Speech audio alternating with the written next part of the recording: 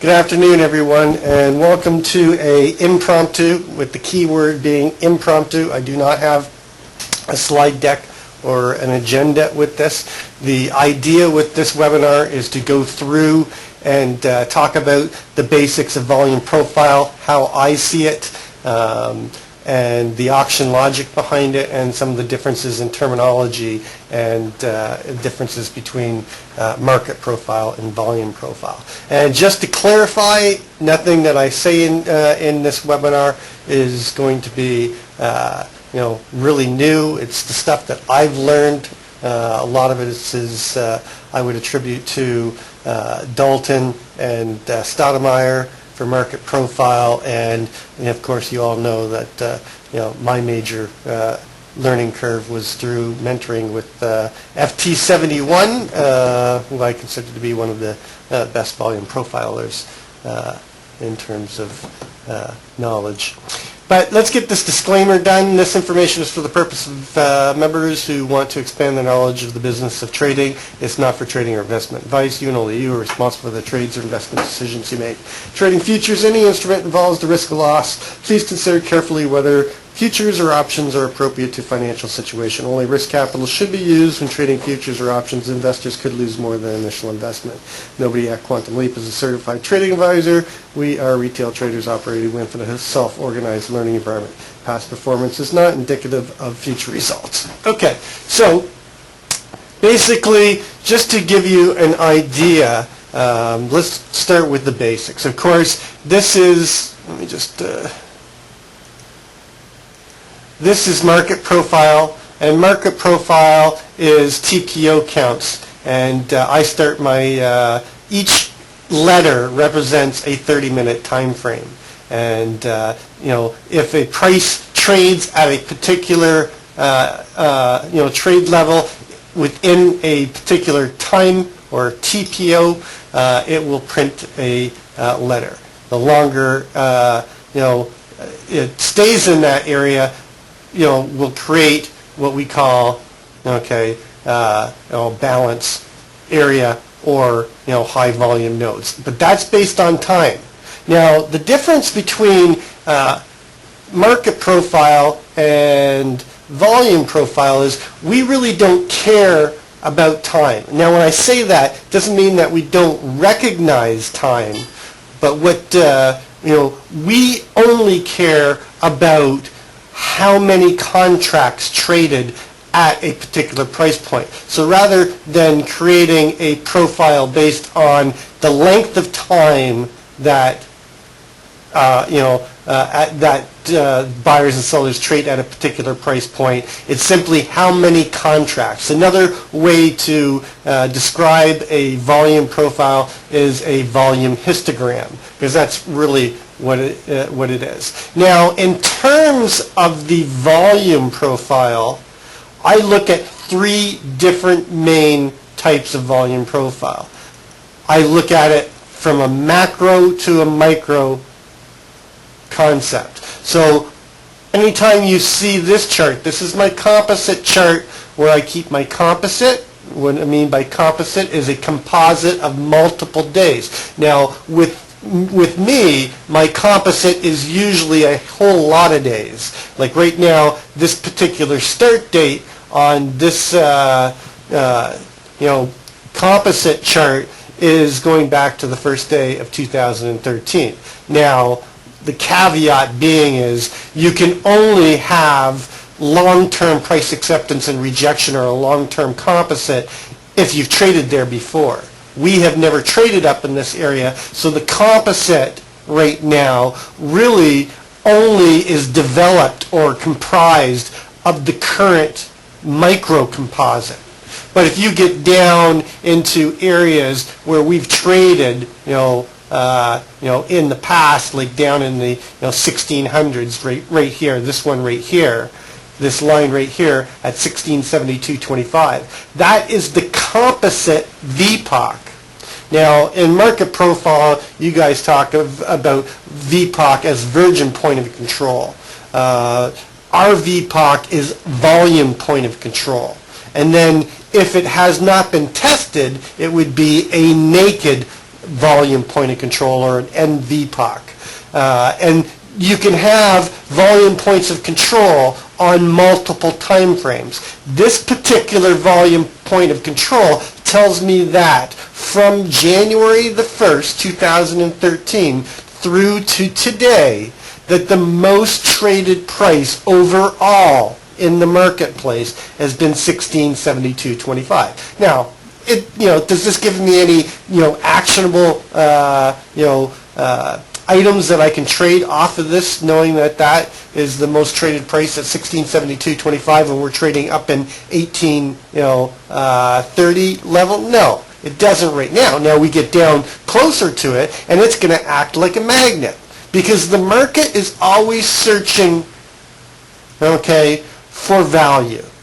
And I always, in the boot camp that I do, I have this, and I encourage you to write this down yourself. And I think I've got an Auction Logic notepad that I can post on here. If somebody from Quantum Leap has it, they can post it for me.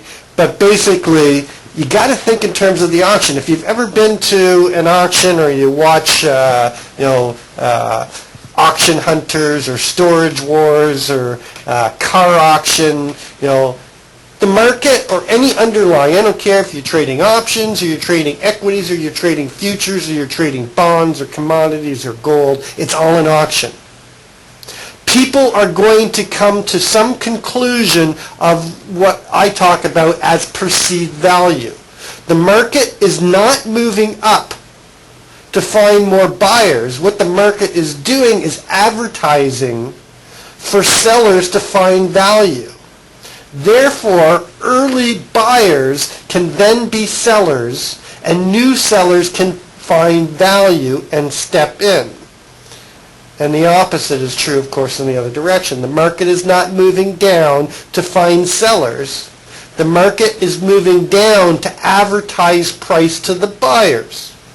Therefore, early sellers can then be buyers, and new buyers can find value and step in. And one of the things that we do in Quantum Leap, of course, is we keep a homework sheet, and we put out this QLTP. And on this QLTP is multiple methodologies of key levels. There's Pearson pivots, there's Elliott wave, there's Fibonacci, there's proprietary studies like the Naked Cross, there's composite high volume nodes, microcomposite low volume nodes, naked VPOCs, resistance and support levels. We want to know these levels because different people are going to come to different perceived values based on different methodologies. It doesn't matter to me. I don't care how you're making your decision. I just care that you're picking a location to do business. And therefore, when you do business, it will show up on my volume profile. And it will show me, based on the different time frames, and I'll talk about how I tie them in together, it will tell me where the buyers and sellers have found value. Doesn't matter how they found value or what the number is. It's only that they decided for every trade there is a buyer and seller. So something is going to have to motivate the sellers and something's going to have to motivate the buyers. And that's what I call perceived value. Now, TPO will give you, and market profile will give you the amount of time spent on a price, but it doesn't tell me how much business was actually done there. You have to tie the two together. And I always say that market profile is great for determining value and market structure overall. And you have to make the decision what you gravitate to. Now, a little bit of background with me is when I first started trading futures, I started trading learning key numbers.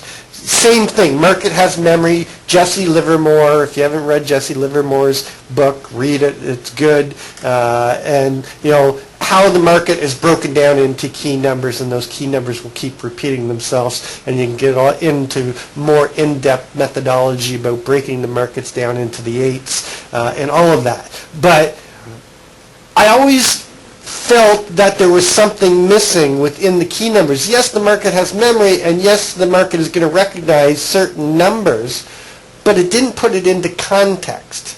And so I found volume profile first before I found market profile, and the thing that stuck with me is volume profile put the market in the key numbers into context for me. And when I started thinking auction logic, and that the market is, has got areas of price acceptance and areas of price rejection, and that the market has multiple participants, short time frame, mid time frame, and OTF, other time frame. And there's going to be rotations within the market.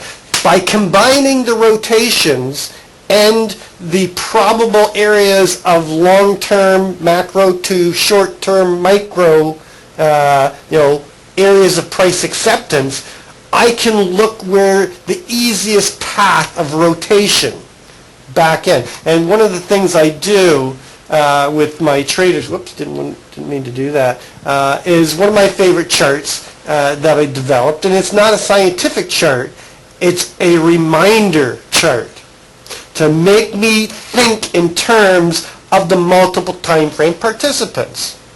And, basically this is a zigzag chart with invisible candles. And, the midterm is set for, 10, which is just under the current 20-day ATR. The 20-day ATR for the RTH is running around 12 points. I've got the midterm set at 10, and then I've got the long term, the orange one at 20, because this is more of a larger rotation and a typical move that an OTF, other time frame participant. I mean, another time frame participant, a hedge fund manager or a market maker, they're looking at a larger rotation. And they have the firepower that when they step into the marketplace, they're going to move the market vertically because they have the firepower to do that.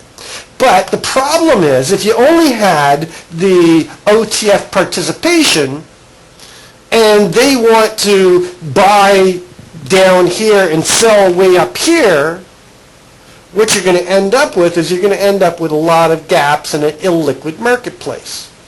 So in order to be able to make the vertical moves or the OTF development or the rotations, the larger rotations, you need liquidity.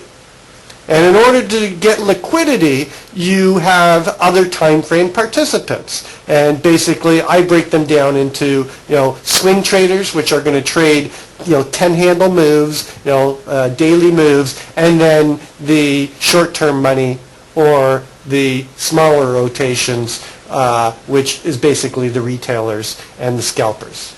But they both serve a purpose. They offer liquidity within the marketplace. Without liquidity, you can't have vertical development without liquidity, because otherwise you get all these different gaps. So they've got to get paid.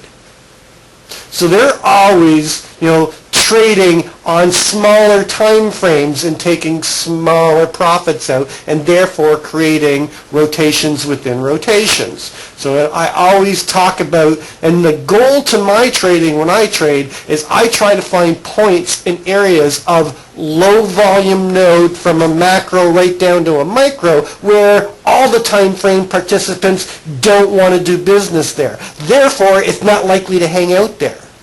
And I can create an assumption based on whether or not they're going to push through and move to a higher area of price acceptance, or they're going to bounce off and move back to an area of price acceptance.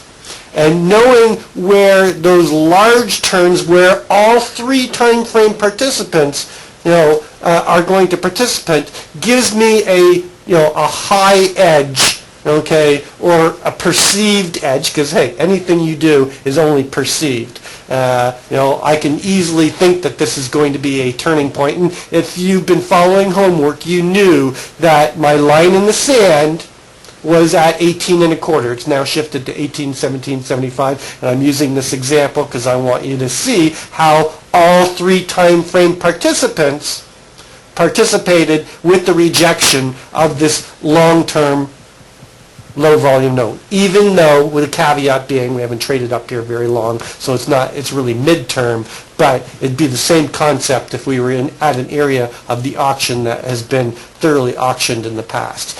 And my goal is to use the smaller rotations to get in and get funded, because if I'm a retailer or I'm a short-term time frame traders, I don't have the firepower to put the type of stop in that I would need to get below the OTF rotation unless I got the perfect entry, and that's very rarely going to happen. So what I need to do is, I call it, earn the right to participate in a larger rotation. So I look to get into the marketplace on the shorter time frame, and I look to scale out of my position. Then I use that profit or Theo average to move my stop further away, and I keep moving it further and further away until I get outside of the smaller rotations, outside of the mid rotations, and outside of the larger rotations. Now I've earned the right to participate in a OTF rotation. And that's, anybody that's been around Quantum Leap has seen me do this when I get into my swing trades, and I'll be working a swing trade in the near future to the short side based on this exact principle. So never forget that there's rotations within rotations within rotations, and you've got to earn the right to participate in a larger rotation, and you do that by finding areas of price rejection, okay, or in some context, price acceptance, and we'll talk about the difference and how to put that into context in a couple of minutes. But it's always looking for rotation away from rejection and back to balance. Why? Because of the fact that we know where the buyers and sellers like to do business before. And we know where they didn't like to do business before. And it's likely if they didn't like to do business there before, they're not going to want to do business there again, and therefore they're going to rotate them to the nearest area of price acceptance, where there was some acceptance between the buyers and sellers of perceived value. So I start looking at it in terms of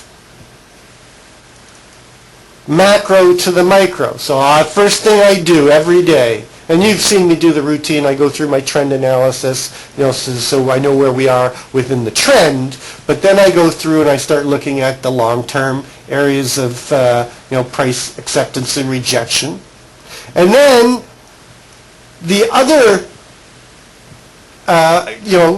profile is what we call a micro composite.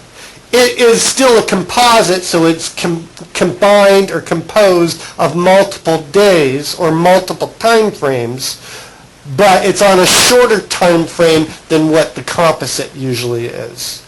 And I watch this because I want to see where the short-term or the mid-term price acceptance and rejection matches up with the long-term, especially in terms of finding balance, having acceptance, and then breaking out and going into price discovery and looking for new balance or new price acceptance. So the difference is composite, macro, long-term, and that can be years. When we get back down into the area of the auction, that we've traded, I'll go back sometimes 10 years.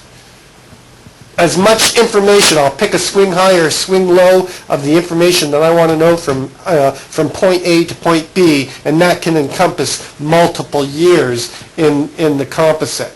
The micro composite is usually based around days in balance.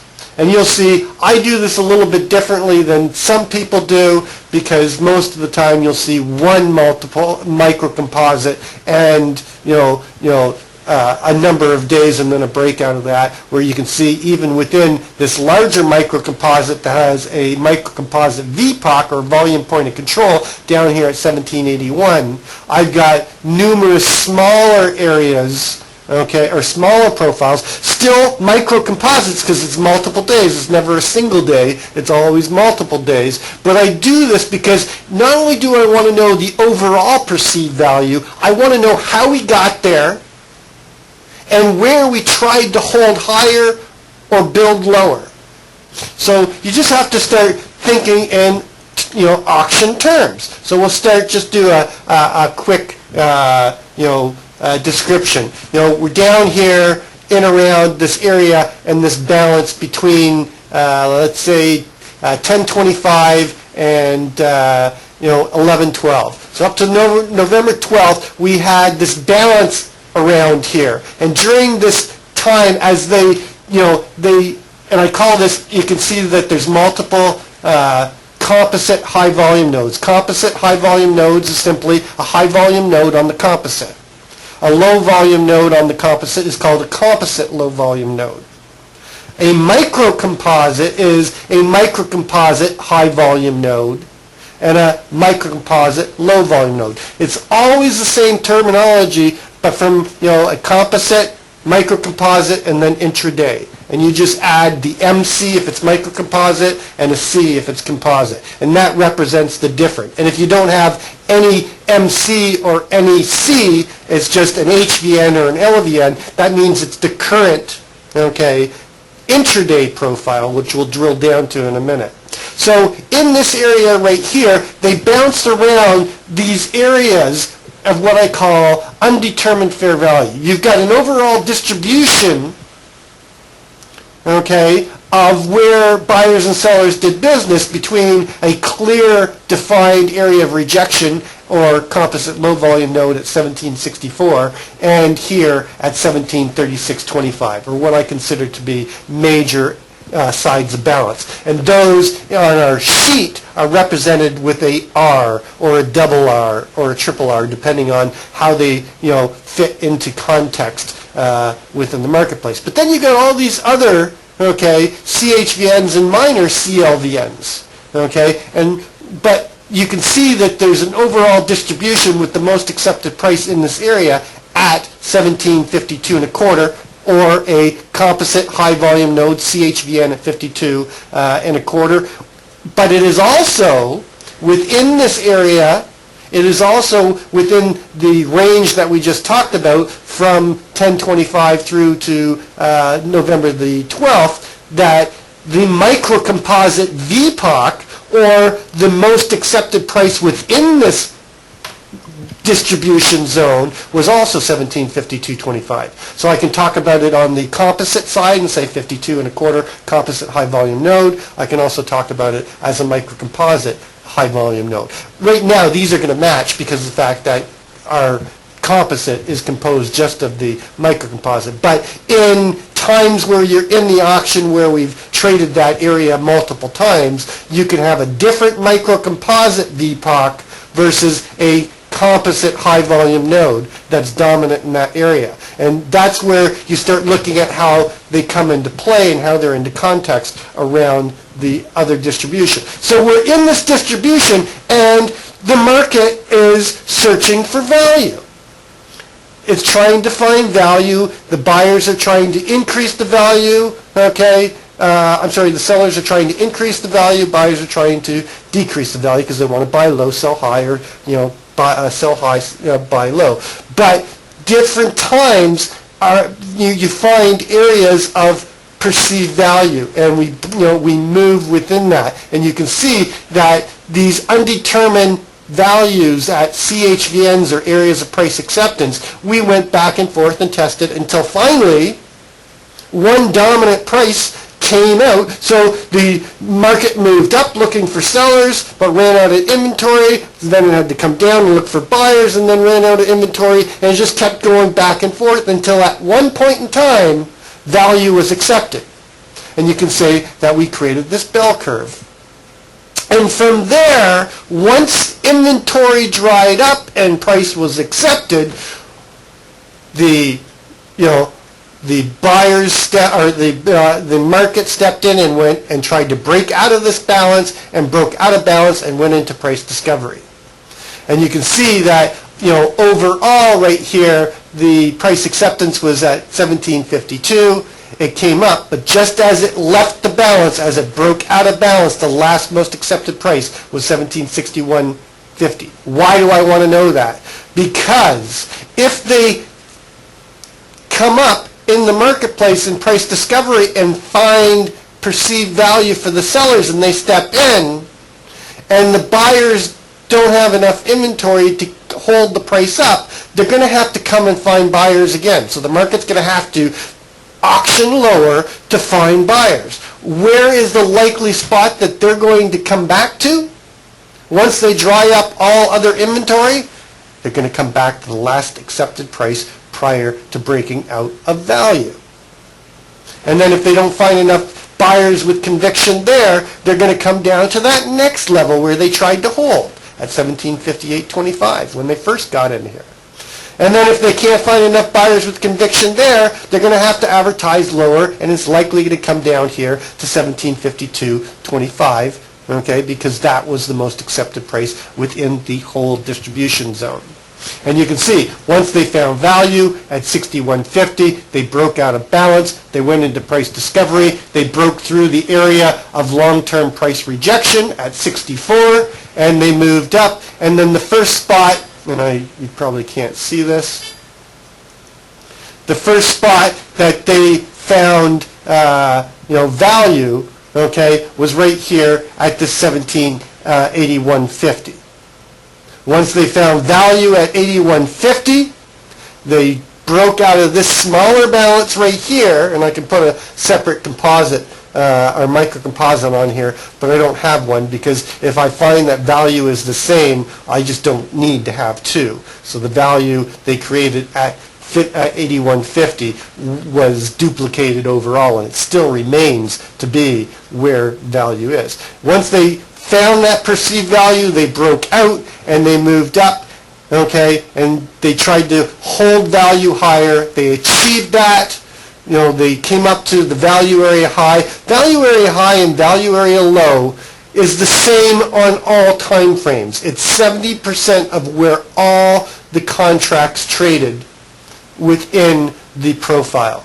So don't have to get more complicated than 70% or the natural bell curve or standard deviation, 68 whatever percent. It's basically I run 70%. So 70% of all the volume or one standard deviation is going to trade within the value area high and value area low. And just like the composite high volume nodes and microcomposite high volume nodes, you have the same terminology within different time frames. So you have a microcomposite value area high and value area low, just as you would have a composite high value area and high value or value area low. Although the composite really doesn't come into play because it's usually a larger time frame, and therefore the value area high and low is outside of the current context of the marketplace. So, and then you drill this down to your intraday profile where each day will have a high volume node and a low volume node. But it's always the same thing. 70% of the distribution of the profile, whether it be an intraday profile or a microcomposite profile or a composite profile. So they come here, they find value in this smaller area of microcomposite balance, they break out, they hold value higher, near the value area high, and then once they, they find enough buyers with conviction, perceived value is accepted or value is accepted, they break out again, they gap up, and they go and make a new high. They can't keep the price discovery. The sellers step in. They say, wait a second, the value's too high up here. We don't think it's going to get anywhere, so we're going to start selling, and they start selling. So they see perceived value. It rotates back up, back down. Tries to hold value where it accepted value. Can't hold it. What does it do? It comes back down. It tests the next level down. So you can see that we moved up. We found perceived value. We moved up. We held value. We increased value. We tried to go into price discovery. Opposite force stepped in, rotated it back down. We tried to hold value again. We couldn't at the last place, and then we had to come down, find more buyers with more conviction, come down to that last area, and the buyers find conviction back down here the second time, get a little bit of push through. There's always going to be push through, but overall the most accepted price again is right there at that 81.50, or now a little bit higher at 82. And what do? Break it out of this balance, take it back into price discovery, and take it up. And where do they find value again and hold value? Back up where they just tried to hold it the last time. Buyers and sellers like this area. They get up there, they like it again. Now the buyers got a little bit more conviction. We try to make another move. We don't have enough buyers with conviction, and you can see that we get a lower high or a lower fractal high, and they can't hold value, and we get a big move down, and this time they can't hold it at 82. So they take it down, and where do they take it down? They take it down, they step in just above this area of long-term price rejection, and they find value here at 1769.75. Try to take it back up. They get back up into that 82.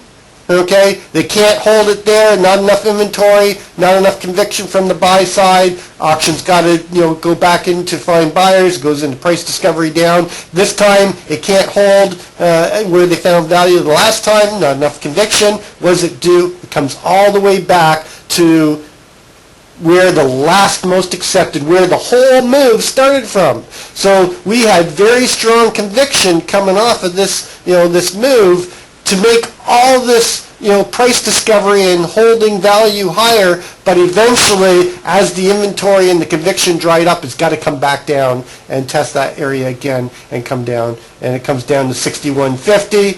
Bam, buyers step in, a lot of conviction, take us right back up through, and where do they try to hold? In the upper distribution above the, they find value up here at 1802.75. Auction continues in price discovery up, and it comes up in the first spot. They find value and hold value, 1822.75. They find value there. They break it out of value, put it into price discovery, come up here, and find value in around this 1832.25. They accept that value, go into price discovery again, try to move it up. I should have a profile right here. For these 2 days or 3 days, they were trying to hold value right here, and where it was, they find value at 36.50.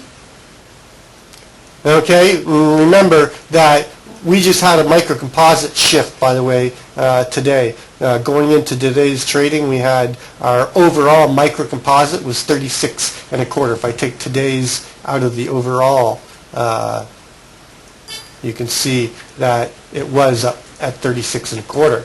So value, perceived value within this balance area has now come down from 36.25, and it's come down to this 32.25. So we've got lower perceived value right now, and we're trading in the lower distribution around that perceived value at this CLVN at 29.50. But you can see they found value higher, they held it, they took it up, made a new high, opposite force stepped in, took us back down. They tried to hold it here at the 31.75 area. They couldn't, and we rotated back down. And where did we go? We went to 1822. The first time down here. Let me just send this to the back. First time, where did we go right to? Right to that 22.75 area. Found more buyers there. Tried to make a move back up. Got up to the 32 level. Sellers said no. buyers and sellers did business. Ran out of inventory, got to come down again. Didn't find the buyers at 22. The third time, and it's got to go lower. And it takes it all the way down to the other side of balance, or that 1825, the area of long-term price rejection. Buyers stepped in to defend. Want to keep it in the balance area. They bid it back up to hold value now up around 1832. The market's always looking for value, and this is how I look at my volume profiles on a microcomposite and a composite level, and how I draw my microcomposites to see if they've moved up out of balance and they find a couple days of balance. I'm going to draw a profile microcomposite around it because I want to know within that area where's the most accepted price there. Because if they're looking for buyers and sellers, they're going to go there again. Market has memory. Just as if we can't hold above the 1775, the likelihood is we're going to get a rotation down to this 1814. Because this 1814 is the most accepted price below 1775, as well as, and we'll bring in the intraday here, you can see that we've got below us at 1814 was the most accepted price or volume point of control and remains naked. We haven't retested it again, just as a volume point of control on an intraday can be naked, so can a microcomposite, and that's where we talk about a microcomposite naked VPOC. Hasn't been retested. This is just simply where they had perceived value on a particular time frame, and we have not re-auctioned that territory. And the likelihood that we re-auction this territory is a high probability, and I will look to trade when it comes into context. Right now it's not going to really come into context because we're trading a little bit higher. So that is why if we break that long-term area of price rejection around 17, I'm looking for rotation down to 14. Now, whether or not they find buyers here or not, I'm not sure.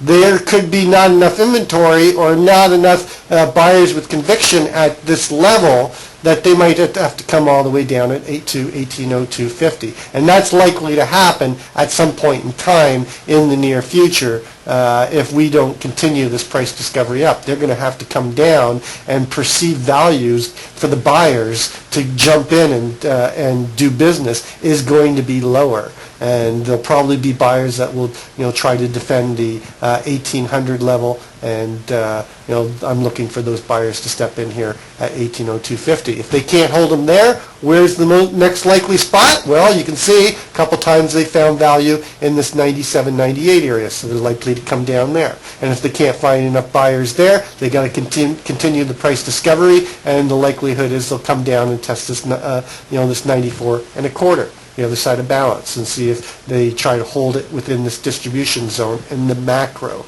But the major destination point below 1800 right now for me is this area down here, because below 1800 and above this 1764, the most accepted price is 1781, and this is what I call a very mature composite. And you can watch how areas will define themselves. You can get, a lot of times I talk about a blunt area of the composite, or a very blunt area that has multiple perceived value or undetermined value. And you can see as we trade within that level, okay, how one becomes more dominant or more pronounced. And you can see how that buyers and sellers are deeming, they're coming to an agreement of where that fair value is. And once they determine fair value, there's nothing that they can do but put it back into price discovery. Because they're not going to just stay there forever. I mean, you can stay there for a prolonged period of time, but nobody makes money if the market doesn't move. So at some point in time, somebody's going to have to put it into price discovery and try to break it out, accept that value, and then one side wins and the inventory drives up on one side or the other, and they put it into price discovery looking for the next area of price acceptance, to do business. So that's the basics of how I look on the macro and the micro, and how I set my trade plan up, because I look at how the auction is played out within the macro, where's the dominant areas of price acceptance that I want to pay attention to, where are the areas of price rejection that I want to get, I want to try to enter trades on, because I prefer to enter the market in a low volume node versus a high volume node. But it's not that I won't take a trade or enter a trade at a high volume node. It's got to be put into context. And when I say put into context, if we got into a major price discovery and movement, and we're coming up to an area of dominant price acceptance, and the market's moving towards it, fairly strongly, it's likely that you're going to get a bounce off of that area, and I will sometimes take a trade at the high volume node, which I don't like to do normally. If we're just trading around a high volume node, chopping back and forth, I don't like to enter there. Because why? Because it's like dropping a ball at the top of a hill. I don't know which way the ball is going to roll. There's nothing to attract it either way. You've got price rejection above and below. So I really don't know which way it's going to go. So I would rather wait to see how they react at a low volume node, and obviously if they get below this 1807.25, the probability increases for a rotation to the next area of price acceptance. So I'll rotate towards that balance. But in some contexts, when you get a strong move down and you come down into an area, if we were to come down into this 1802.50, I'd be looking to get long at 1802.50, because if I'm not already short, I'd be looking to take the bounce off of there, because buyers and sellers are going to step in to do business. It's like a golf ball hitting the rough. There's going to be much more resistance in the long grass than there is going to be in the short grass, just as is, when you get an area of price acceptance and buyers and sellers like to do business, when it comes back there, they're going to do business, and what's going to happen? It's going to stall it there and likely get a rotation off of it. Okay, and sometimes those can be pretty strong rotations. But generally, I always like to trade off of long-term price acceptance, okay, that is in context as well as areas of price rejection within the intermediate time frame. And then I've got to put it all into context against the intraday. And that's where we'll get into the intraday profile. And then you'll see me, I'll take my homework and I'll look to see. Now there's two things that I'm looking for when I get into intraday. I want to know where my long-term CLVNs are, or composite low volume nodes. I want to know where my microcomposite low volume nodes are. I want to know where my composite high volume nodes are, and I want to know where my microcomposite VPOCs are, especially naked microcomposite VPOCs. And I'm going to look at where the structure of the previous day, so we'll do this off of yesterday, because the levels I did off of yesterday. So I look at yesterday's profile. Okay, and again, all these are just the RTH sessions. I'll also put in the overnight high and the overnight low and the overnight VPOC, and I'll mark them on my chart, because those are going to be targets for different reasons. But then I'm going to look at the structure of the intraday profile and how it relates to the microcomposite and the composite. And you can see that one of the areas that I had as doing business was not only a low volume node or a composite low volume node and a microcomposite low volume node, it was also the LVN. Same thing, low volume node simply represents a area of price rejection on the intraday. And you can see we have a double distribution again with a area of what I call poorly auctioned territory up here.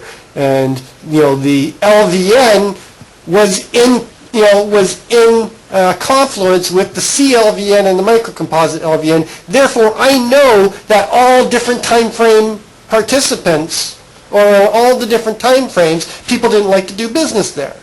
So if they don't like to do business there, they're likely to either retrace off of it and rotate back up into a long-term price acceptance, microcomposite intermediate time frame acceptance, plus it all matched up with the high volume node or the micro or the intermediate, or the daily high volume node. So you look at this and you can see that you match them all up and you've got this 2125. Let me just bring this all the way down. You've got this 2125, which happens to be the day low from Thursday, I think it was, as well. So you got a day low, you've got an area price, long-term price rejection. It's also a microcomposite LVN, and it's an LVN, we got to move back over this way. Let me just take today's profile off here for a second. It's also a LVN from the prior day. So is that going to be an area that I'm going to do business? Absolutely, because of the fact that above or below that, I have very defined targets. I've got a value area high. I've got a HVN.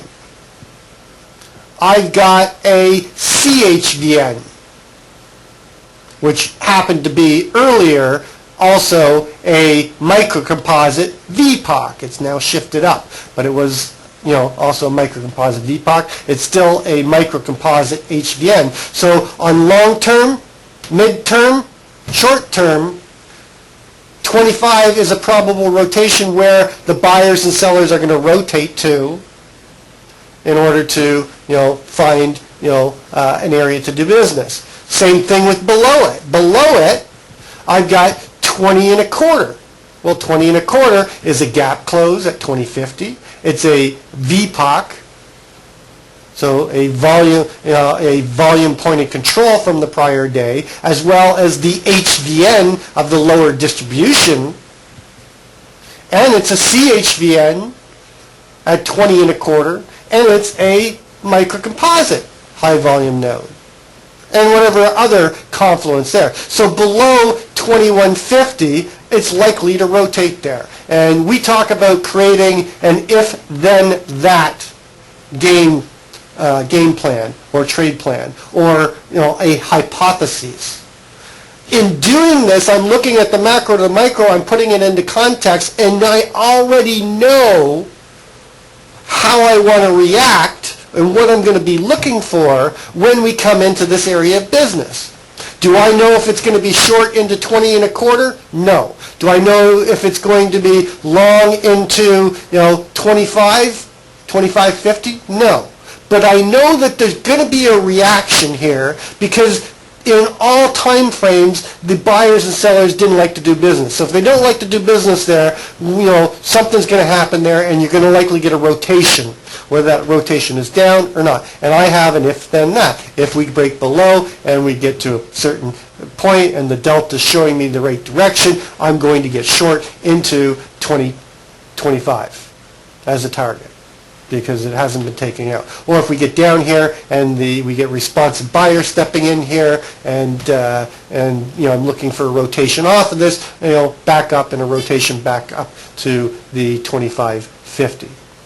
I have an if then that, and I have these scenarios built around three main hypotheses, so that I know what I'm going to do before it happens. Because I don't want, if you have to sit and think and analyze and do exhaustive confluence within an area and you haven't thought about what you're going to do, the time that it takes you to think about what you're going to do is, the trade's gone. Anything after that, you're usually chasing. It's too late. You want to know exactly if we come down and we reject, I'm going to get long, and I'm going to scale, and I'm going to target, and I know where the market's going. And I'm always looking at that from a macro to a micro and putting it into context. Now, when you look at my intraday chart, there's three main things that I want you to look at. Now I keep a 5-minute chart. I prefer using candlesticks. You don't have to use candlesticks. You can just use the profiles themselves. You can just use zigzag. You can use bars. It doesn't really matter. I think that there's psychology within the candle itself, and we won't get into an argument about that, but I like candlestick reading. I think the candlesticks can tell you, what's going on within each particular bar, but that's just me. But there's going to be the candles with the profile, and the profile on this particular chart is always going to be from the 8:30 open to the Central Time to the 3:15 pause. That's what I call RTH, or regular time trading hours. And then down here is the on volume balance, which I call delta. And really, some people watch the accumulative delta and look at the rotations within the delta. The only thing I care about is there conviction, and which way is the conviction. So I'm looking for red candles and green candles and the size of them. That's all I really care about. Or if the price is moving up but the delta's moving down, that's telling me there's no conviction in the move. So I'll look at whether or not you're getting divergence within the delta. But other than the size of the candle or the conviction, either to the long side if it's green or to the short side if it's red, I don't care about the accumulative. I start my delta fresh every session and let it run from there, and all I care about is the size of the candle and the direction and the conviction.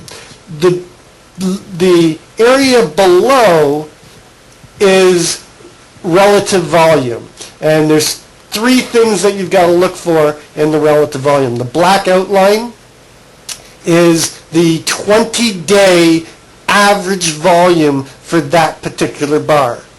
And if I change time frames, it changes the time frame here as well. So 15, I can see what the volume, regular volume is on a 15-minute, 5-minute, 1-minute, doesn't matter. And then the green and the red, the solid colors, are the actual volume. And then the last one you probably won't be able to see, but it's pink, and it is the projected volume. And it is, you'll see it, when the market is live, you'll see it, spike up as a candle opens its time frame, and then it'll either stay up or it'll drift back down inside or above the black outline candle. And that's telling me it's an algorithm that tells me the velocity of the volume coming in onto that time frame candle and whether or not I should expect higher or lower than normal volume. Why am I looking for higher or lower volume? Because if we are below the 20-day average volume, we do not have OTF participation. That means that the short time frame money is in charge, and we're not likely to get vertical movement. But when the OTF is involved, you're going to see that they're involved. That is when you get vertical movement, and I want to be participating, especially if there's conviction and volume. So I'm looking at the delta and the conviction on the delta and the direction of the delta and how strong that is, as well as is there volume coming in.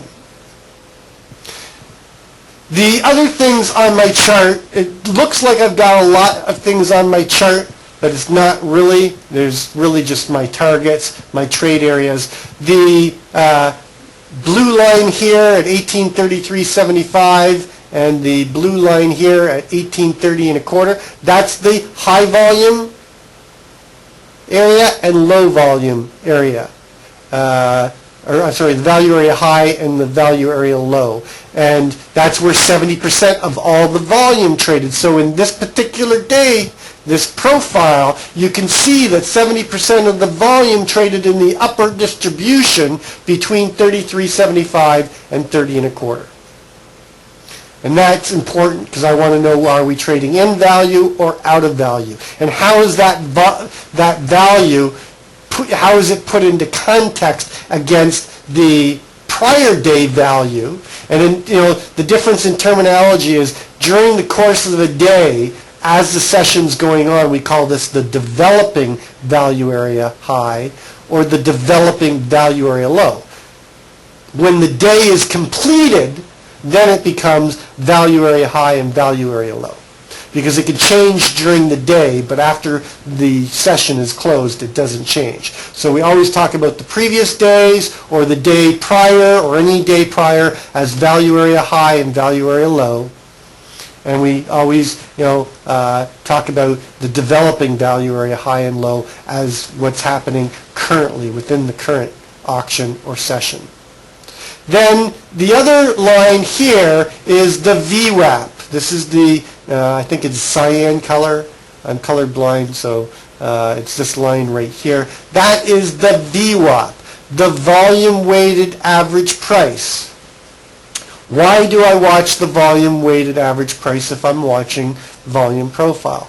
Well, because I know that the VWAP is something that pit traders or market makers will tend to watch and trade off of. Plus, there's a couple things that I watch on this. But I know that there generally is going to be some type of reaction at the VWAP.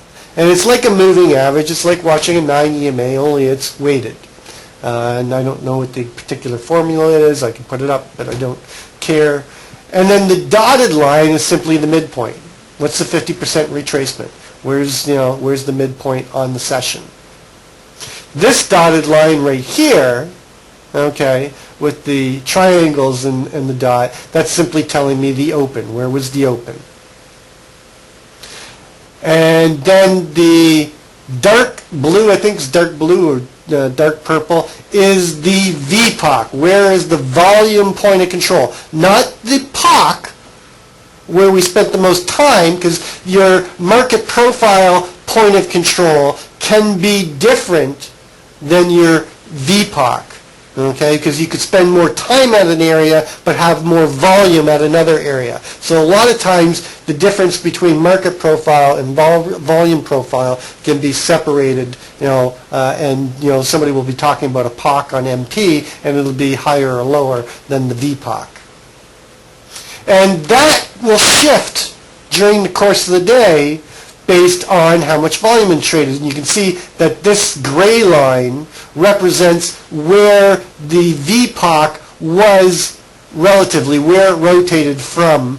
So I can see where it was in the past. You can see it started down, well, it actually started all the way down here. So we got a volume VPOC shift down to 27. That was buyers stepping in. As the buyers stepped in, volume came with it and shifted the VPOC down, and then as it moved up, more buyers accepted value and the VPOC, more contracts were traded there, so the VPOC shifted up, and then eventually it worked its way up, and the final VPOC, or the most traded price or the most accepted price on this particular day, is 32.25.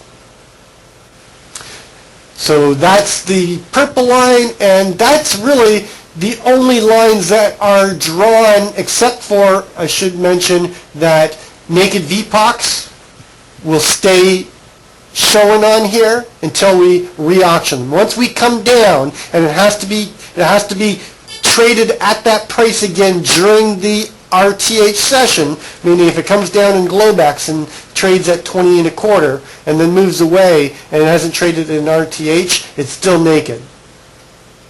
Okay, it has to trade back at that price level in the same session with the same participants, so RTH participants, and that will stay naked. Why do I want to, have that? Because it's perceived value of where value would be, and likely if, we get, back down into this value area down here again between, 24.75 or 24.50 and 18 and a quarter, it's likely to come down here. Because why? That's where the buyers and sellers did most of their business. So if we get into that value area, they're likely to rotate it there because they know they can get some contracts off. The buyers and sellers will step in. And then this dotted line is what I call a naked close or a gap. It's just telling me that, and there's lots of gap traders, so I don't have to get into trading gaps or why we watch gaps, but just another area of what I consider to be unauctioned territory. And I've got all kinds of reasons why I would look for unauctioned territory to be, revisited, or as FT likes to say, return to the scene of the crime, or rotate back to value. There's all kinds of different expressions that you can use. So those are all the ones that are generated on my chart, and then of course I mark my targets and my my trade areas. Why? Because I really don't want to do business where I don't perceive an edge. So by looking at the macro to the micro, I determine where I think my edge is and where I'm going to want to do business. Does that mean that it's going to be the same place that everybody should do business? No, you may have an edge somewhere else that I don't know anything about. I hope I'm going to have a little bit of a guide. That's why we keep the QLTP, and know all those zones. But I don't know. So, the other lines that I draw on is clues that the market is giving me, such as the overnight high, the overnight low, statistical probabilities. You can run all kinds of different, studies that will give you probable rotations. And really, I'm not a statistician. I wish I was. I wish I had somebody that I could rely on to run all kinds of different probabilities, statistical probabilities. I deal in probabilities, but generally I deal in general probabilities of what the likelihood is, and I keep it simple. But you can get much more in depth in your homework and come up with all kinds of different statistical probabilities, which is only going to increase your edge. It's all about building your edge and knowing where you're wrong quickly. But one of the things that we do is we mark clues that the market's giving us onto the chart, because we know that there are probabilities attached and that that things are telling us. I always talk about the auction logic is like a book, and the auction itself is going to read out. First you have a letter, then you have a word, then you have a sentence, then you have a paragraph, which turns into a chapter, which turns into a book. And as the market is auctioning, if you pay attention to the clues that the market is giving you, you can start to determine the probabilities.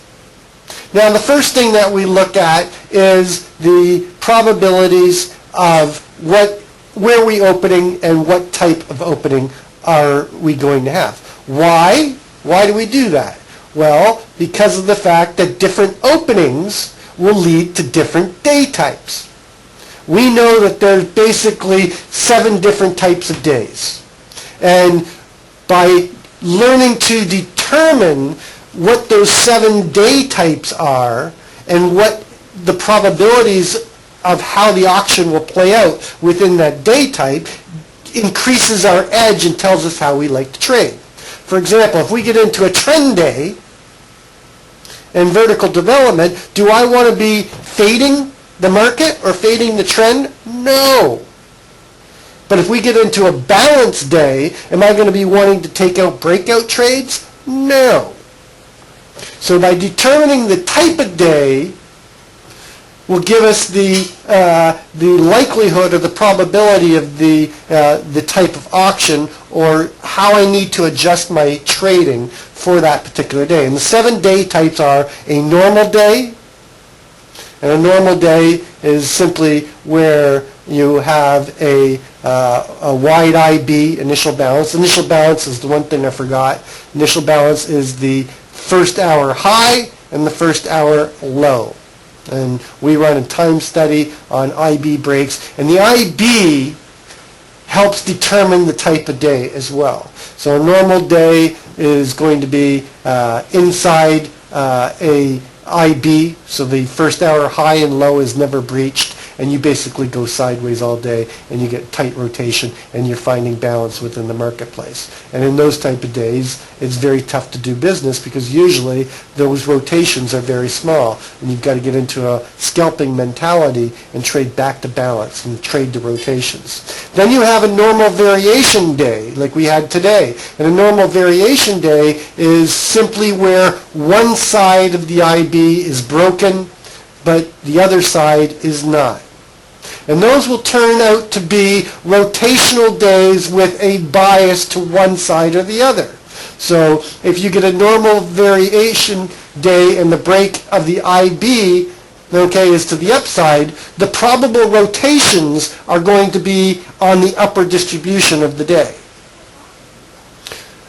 Same thing if you get a IB break and a normal variation day to the low side, is you're likely to get a rotation with a lower bias. And generally, the market will close at or near or just inside of the IB high or IB low on a normal variation day.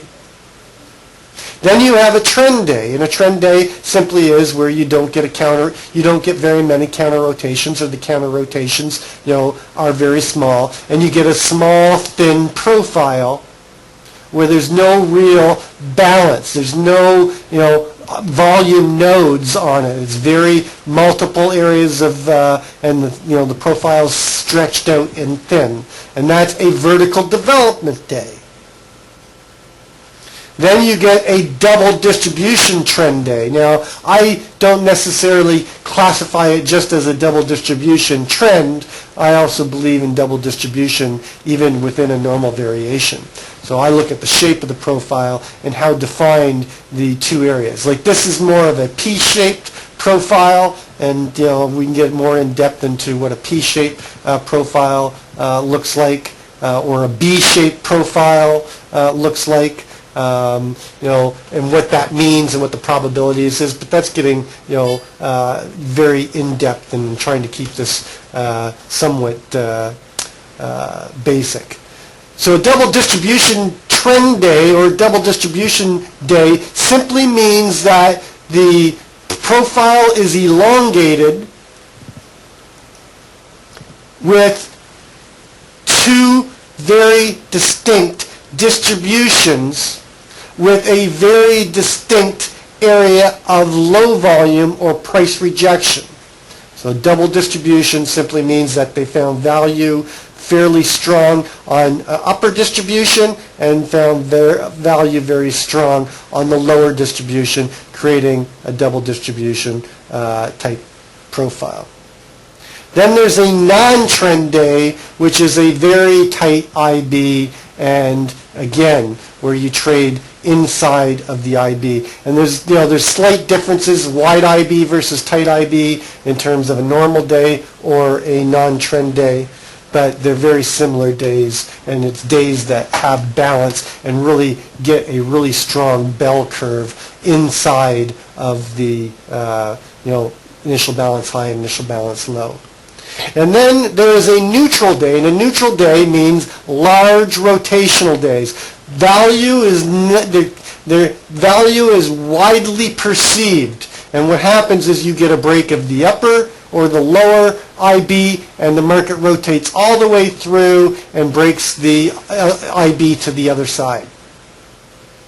And then generally closes near or inside of the IB. And those are where you get large balanced days where, value, these days you usually will see when you're in an area on the composite where you're getting a lot of blunt areas with, undetermined fair value. because, the value, perceived value is wide, therefore the market's, all over the place, back and forth as they try to determine where fair value is. They can't find value, therefore they're price discovering in one direction, opposite force steps in, and neither one of them has the power to break it out of balance, but both sides are being tested. And then a neutral day extreme is simply where early on value could not be found, and they were rotating it back and forth, and then at one point in time during the day, the one side or the other runs out of inventory, and they put it into price discovery, and the price you get a trend, and the trend moves away from the IB high or IB low and closes either at the high or at the low.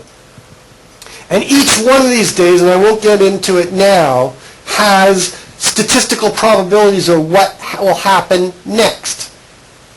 For example, I won't get into every single one, but based on knowing what the day type is, we can get some probability of what the next day action might look at. For one thing is, we know that a double distribution day is generally going to be both sides of the distribution had fair amount of price acceptance, which created the double distribution, and likely to visit both sides of that double distribution within the next couple time frames. That's why one of my favorite days to trade is double distribution days, which also have the LVN, or the area between the double distribution, at a major CLVN or microcomposite LVN. So I like trading them because you get strong moves above and below, and sometimes you get both sides of the action, and you can get the move down and then rotate back up through and get the move up as well. And then we know that a neutral day, where they're searching for value and can't find it, therefore value is broken on the IB to the upside and the downside, because they didn't find value that day. The likelihood is they're still searching for value, and they're likely going to be searching. And we talk about a neutral day usually begats a neutral day, or you have a high probability of a neutral day happening after a trend day. Same thing, a neutral day happening after a neutral day. Or even a situation where you get a trend day or multiple trend days. At some point in time, you're going to end up with a inside day or a neutral day or a normal variation day after that. So there are probabilities. The day types gives us probabilities for what could happen the next day. The same thing as day types is there are different types of opens.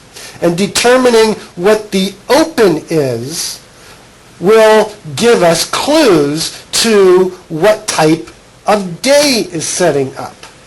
So, we talk about reading the auction and, trying to determine what the auction is telling us. Well, the open is a good clue on what type, where you're opening, how you're opening within context, and what type of open you get will give you clues to what type of day could be setting up. So we use the probability and the structure of the market within the day time frames to give us an idea of what the probabilities are of the next day's auction. And then we're using the open type to help us determine if that hypothesis is correct. And, are we setting up for that type of structure? So the open types is there is an open drive. What's an open drive? The market opens and one side takes control right out of the gate, and there's no counter rotation, and the market moves in one direction. And that's usually accompanied with OTF participation. You'll usually see volume step in on a open drive, and you don't want to fade an open drive. Why? Because an open drive will typically give you the high probability of a trend day. So here's an example of the auction and the open type giving us a clue of what type of day type, and therefore how we have to adjust our trading, because we don't want to be counter trend traders or fade traders when you have an open drive. because you got OTF involved, therefore you got a high probability of a vertical development, and based on vertical development, a probable trend day. So you don't want to fade, you want to find a location and get in with the trend. The trend is your friend on that day. An open test drive is where the market opens and then moves in one direction and then the other, and both sides, the bulls and the bears, the buyers and the sellers, okay, are testing each other.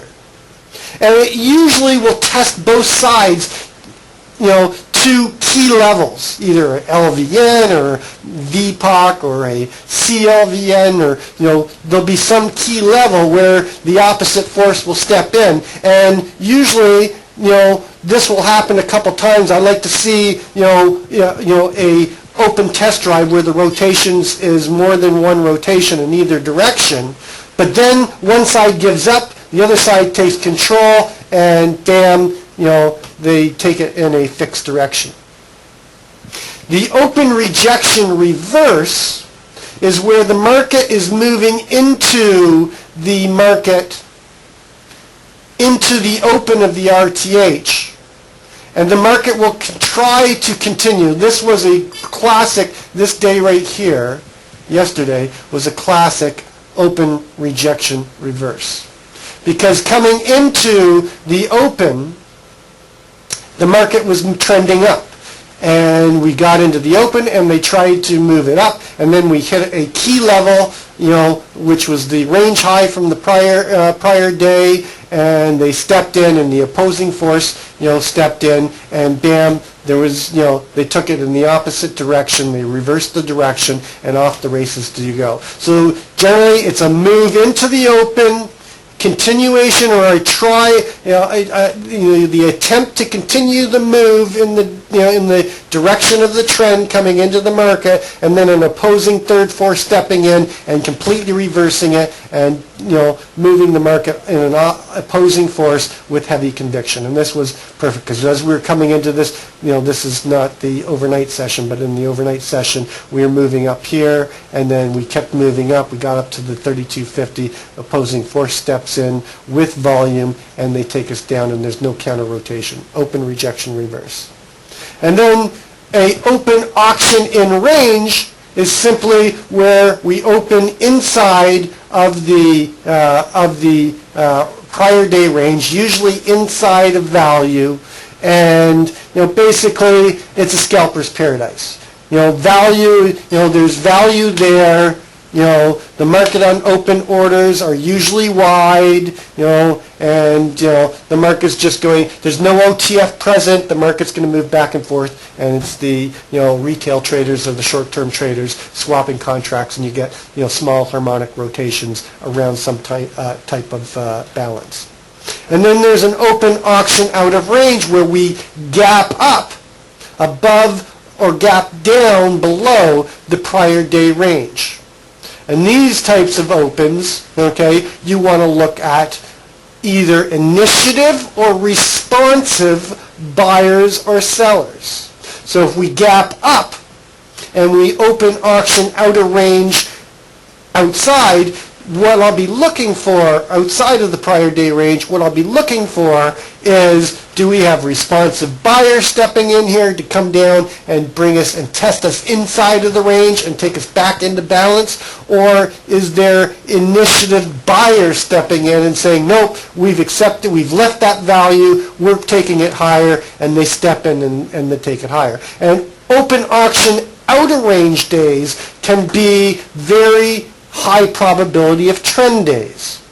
So this is where you really have to wait to see which side takes control and understand who's in control, either initiative buyers or initiative sellers, or responsive sellers and initiative sellers, depending on if you're above or below the range. But these can be really big days, and these can lead to vertical development and trend days, and therefore you want to pay attention of the probability that a trend day can happen, and you don't want to be fading any strong conviction to one side or the other.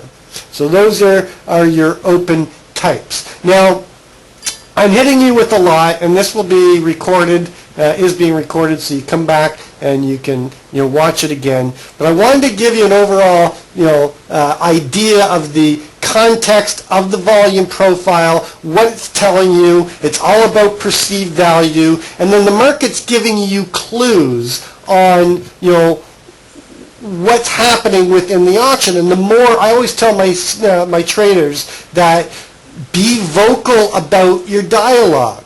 Okay? Do your homework. Look at the macro to the micro. Set your levels up. Do your hypotheses. Have three main hypotheses, what you think will happen based on these, if this happens, then this is likely going to happen, and I'm going to do that. And it's not always, what you first think it's going to be. That's why you want to have, and it keeps you grounded and, without strong bias if you have multiple hypotheses, because you've thought about what happens if, and even though your main hypothesis might be an open and take us into a certain value area or take us out of value, and that's your main hypothesis, you'll also be looking for what the market's telling you. Instead of trading what you think it's going to do, you're watching what it's going to do, and you've already determined, because you've got a counter hypothesis to your main hypothesis. Well, if it's not going to do this, then it's likely going to do this, and then I can do that. And I always tell my traders that they got to start narrating the auction. Ask yourself the three main questions. What has the market done? What is it trying to do? And how good of a job is it doing? And therefore, you can come up with probabilities. So there's, I'm going to leave you with one more, and then I'm going to take some questions. I know I've run long. I mean, there's so much to talk about. It's hard to try to fit it in all in one webinar. But I'm going to leave you with this one thing. There's 5 main things that I look for on the open of any given day. After I do my homework, I still don't know what's going to happen. I know the levels I want and think I'm going to do business, but I don't know what's going to happen. So I've got to start thinking of what's going on in the auction. And there are clues that you can look for that will give you probabilities. So the first thing we look at is, where are we opening within the context and the structure? Well, we opened up this morning outside of value and right at this area of poorly auctioned territory. So, and our overnight high was above the open.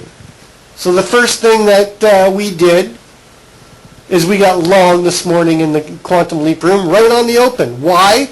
Because we have a 96% probability that the overnight high is going to be taken out of the overnight low. And with the open in proximity of outside of value, okay, but within range, okay, and just below a poorly auctioned territory with the opening night overnight high, and I've got an LVN at 27, so I got an area that I want to do business. This is an area I can take a trade based on that information. Do I know it's going to happen? Am I guaranteed that it's going to happen? No. But I'm willing to put money on the table to see if that assumption is correct with a high probability, because of the statistical probability that that overnight high is going to be taken out, 96%, and that the initiative buyers are going to step in and try to repair this auction and take us outside of range and balance and take us back up to a prior CHVN at 31.75. These all played into mind as the market opened, just based on structure, location, and context. Then we watched the opening swing, and we opened and we swung up to 1828.75, and we rotated down. The opening swing is the second thing I look at. How are the MU orders being executed? What are the market on open orders? What is that telling me? Well, I know that if the market on open orders is very tight and we have a small opening swing or no swing at all, the probability of a vertical development move is higher probability. So I look at, and I use 2 points as my gauge, and if market on open orders are 2 points or greater, I'm looking at the probability of a rotational day. If it's tighter than 1 3/4, then I'm looking at the probability of a vertical development and possibility of a trend day or a neutral extreme. So I look at the size of the open itself. I look at the type of open. So where we open, the type of open, the size of the opening swing, all giving me clues, giving me probabilities of what's likely to happen next. The other thing I look for is there OTF participation? So if there's OTF participation, then there's a likelihood of a vertical move. Why? Because there's firepower and there's contracts that are being executed, and therefore inventory is going to dry up on one side or the other and likely to give us some type of a vertical development. Absence of OTF generally leads to rotation around balance. And we're going to talk about that in just a minute. So I look for whether or not there's OTF. So this morning we are getting kind of mixed signals. We opened auction out of range. We had a open test drive to boot. So this is pointing to the likelihood of a move higher. But the opening swing was quite large, so that kind of was a little bit confusing. Then we looked at the volume. Well, we did have volume, so OTF was present. And did we have conviction? I'm looking to see, do we have the delta moving in a specific rotation, or is it rotating back? Am I getting a red, green, red, green, red, green, and the market's just rotating back and forth in Chop City? And we did have some market participation, but it was met with some counter activity. So we kind of have a little bit of a mixed gig going on here. It looks like we're going to get a vertical development, but do they have enough conviction, and are the OTF going to stay involved long enough to take us out of balance? Don't know. So the next thing I'm looking for is, do we have a close above and below the VWAP? And you can see that we opened up. And I always discount the first bar. From the next bar on, did we close below the VWAP and above the VWAP? Within that opening period. Because that tells me if we don't have a close below the VWAP, we have OTF.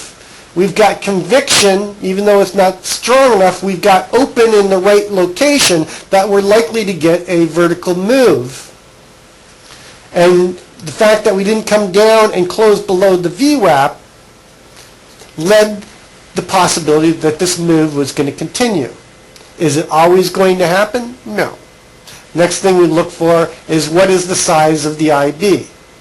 If the IB is unusually wide, you're usually looking at a rotational day. If the IB is really tight, then you're usually looking for a trend day. So the auction is giving us all these clues. We're just looking for the clues. So we were watching this and I was thinking, okay, 36 and a quarter is going to get taken out. We've got an ATR target. We've got naked crosses up above. If we break out strongly above the 32, 50, 33 from the other day and get through that CLVN at 34, you can see this was an area I wanted to do business. Why? Because it's a breakout of range, and it would take me above what was the CLVN this morning at 34. It's now shifted down to 33.75. But the buyer stepped in and rotated us back down to test the VWAP. Still normal. I'm still thinking this is just a counter rotation of the sellers trying to hold us inside of range and come down and test the VWAP. Quite normal for the VWAP to be tested from above or below. What changed everything is when we broke and we closed below the VWAP. So now this is looking more and more like a rotational day. At the same time, as we drifted lower and closed below the VWAP, the OTF really stepped away. So now I'm shifting my mentality from what the market's telling me is what is probably going to be a rotational or a harmonic rotation around balance. And VPOC was up here at 32 and a quarter. So I've got to look at a 3-point harmonic rotation around balance. Actually, at the time, it was at 32 right here. So we were talking about this in the Quantum Leap Live room is, okay, we've got to close below the VWAP. Now we've got to be looking at the probability of 3-point harmonic rotation above and below. Now I don't want to take, trades if they don't fit within. So now I got to start looking for trading back towards balance, because 3 points above 32 was 35, or what was the high of the day put in at 34.75. 3 points below 32 is 29, or down at that 29.50 key CLVN that I was trading off of. And the VWAP at the time that we were trading there, the VWAP, or the Keltner center line, was 28.50 or 28.75. So I was looking at, tying that the Keltner channel into it as well. So I had to be looking for that natural 3-point harmonic rotation. Well, look what we got the rest of the day. 3-point harmonic rotation around balance. Low 28. It's never perfect. High 34.75, 34 and a quarter here. But the market itself, the auction, was giving me the information that I knew that I had to be careful for a breakout. If I saw a breakout, I needed it to break below that 27 level.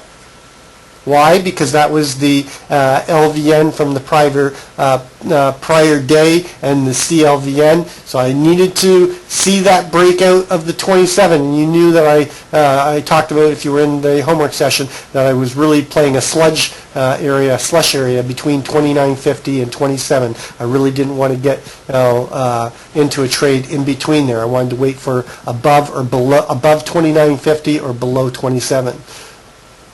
And the market told me that I had to be wary. If I was going to be a breakout trader, I had to wait for OTF to break out of that, strongly out of that harmonic rotation, and at any, target or possible support or resistance levels above or below that, harmonic rotation. In this particular case, the 34.75 high, okay, or the 27 low. And it told me what I should be doing. I should be looking for trades back into balance. So the market was telling us that. Not only that, and I want to bring one last point, is the candles were telling me, what the direction of the rotation. This is a perfect, and I'm starting to pay attention to the Mr. Sneakies again, because they weren't working in the last quarter, but the last few days I've been watching, they've been really leading the rotations, and you can see we got up to that 34.75. We get a Mr. Sneaky. You could have stayed in that rotation all the way down to 28. 28. What do we get? We get another Mr. Sneaky on the other side of it, and rotate us right back up and get a nice rotation back up to 34 and a quarter. So Mr. Sneakies are starting to lead the way. Always keep in mind that any Mr. Sneaky that shows up inside of balance or around balance or at VPOC or high volume node is, you got to be wary of those, because what is the inside? It's indecision. What are you going to get within, where are you going to find indecision? Well, you're going to find indecision at areas of price acceptance, because it's going to get there, they're going to trade, they're going to swap contracts, and therefore you're likely to see an inside bar. But when you get an inside bar at extreme rotations around that balance, then you can trade the Mr. Sneaky setup and rotate back towards that balance, and possibility continuation of rotation beyond the balance to the other side of the edge or the other side of the harmonic rotations. So you'll notice that I always pay attention to where we are within the rotation. And we were talking about a long from 32 and a quarter late in the day. But I didn't take that because it was in balance, and I don't like to trade rotational days from inside out. I like to trade them outside in, and we are 5 1/4 points into a rotation. I don't like to get long or short at the extreme of a rotation, so I always pay attention to the shorter term or harmonic rotations. I threw a lot at you there, gang, so I don't know, how much you're going to absorb. But I think it's a pretty good overall review, and I can go ahead and take any questions that there may be, if there is any. I don't even know if anybody's left. If you got a question, just type it into either room.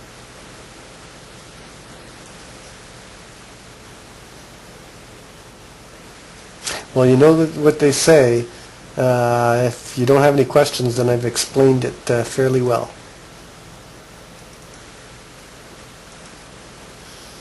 Or what is it that Einstein said, or is it Einstein or Edison that said, if you can explain it simply, if you can't explain it simply, then you don't understand it completely, or something to that effect. And obviously, everybody understood what I said.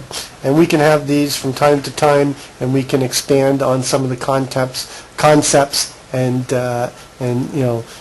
review, the methods that I use. But basically, that's the terminology that I'm using, based on the macro to the micro. That's how what I'm looking for is perceived value from macro to micro. My trade plan is so simple. My trade plan, based on auction logic, is to get in an area of price rejection with the probability that it's going to rotate toward the nearest price acceptance. How much simpler can you trade? You really can't. And I use Market Profile and other tools to give me structure and other things that the volume profile doesn't give me, and that's what I use. One is not better than the other.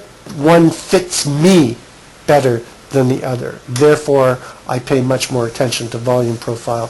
Heck, you know me. I've said it many times. I don't care what you trade, as long as you're tracking it and understanding your expectancy and your metrics of your trading. You can trade based on pretty much any methodology. You trade off I could draw a line on a chart and trade off of it if I wanted to, and I'd probably be able to trade off it pretty successfully, because I know how to structure my risk reward, know where I'm wrong quickly, and understand how to utilize my Theo average to give me better edge. So since this was also discussion of MP and VP, do you watch for the 30-minute rotations even though you're emphasizing VP more in my trading? I'm always watching, and Moscow Man will call them rotations. Remember, I always talk about, we're coming up to the half-hour flip. Let's see how they handle it. I don't like to get into trades as we're coming into those time periods. Of course, I also keep a 15-minute and a 30-minute chart elsewhere when I need, for different types of trade setups. But it's really, I don't put, although I understand the time component of it, I don't put the emphasis on the time. I put the emphasis on the structure of the, high price or high acceptance areas and low acceptance areas. So, high volume nodes versus low volume nodes.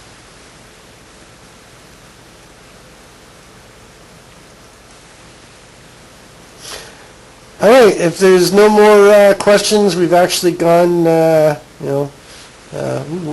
longer than I thought. What is sneaky term? Well, I'll get into that another time. It's Mr. Sneaky is an inside bar. This is a Mr. Sneaky right here. You can see the different color. The wick the wick in the tail is inside the wick in the tail of the prior bar. Therefore, it's an inside bar. It's like a harami. The difference between a harami and a Mr. Sneaky is the harami, the body will be inside of the body. They don't use the wicks and tails. I use the wicks and tails. And it's just a point of indecision and possible reversals. And Mr. Sneakies have and can lead to major turning points within the marketplace. In fact, there was Mr. Sneaky when we went down to that 1775. There was a Mr. Sneaky that showed up there and could have led the larger rotation all the way up here to 34.75 from 17 and a quarter. So they generally are a signal to look for counter rotation or counter move. All right, I want to thank everybody for sticking around and viewing this webinar. Hopefully, it's been a good exercise for everybody. Hopefully, you'll get a better understanding of the auction logic and the volume profile, terms, and structure. Everybody, as always, trade well, trade safe, and we'll catch you on the flip side.